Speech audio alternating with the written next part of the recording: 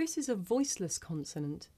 You can hear it at the beginning of the word tin, in the middle of the word button, at the end of the word get, and at the beginning and end of the word tight.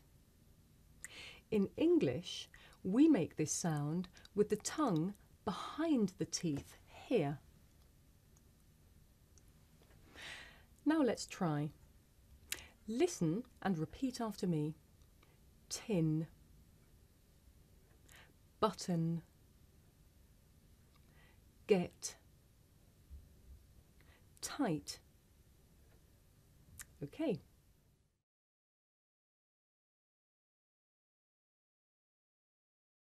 Now you may find it difficult to hear the difference between this voiceless sound that you can hear at the beginning of the word tin and its voiceless partner that you can hear at the beginning of the word din. Listen carefully to hear the difference. For each example, I shall say the word with the voiceless sound first. Tin, din, to, do, town, down, ate, aid, bet, bed. Did you hear the difference?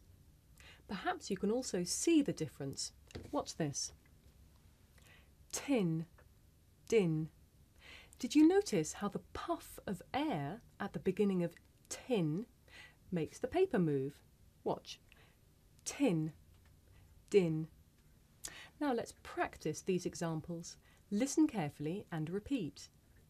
Tin, din, to, do, town, down, ate, aid, bet, bed. Okay.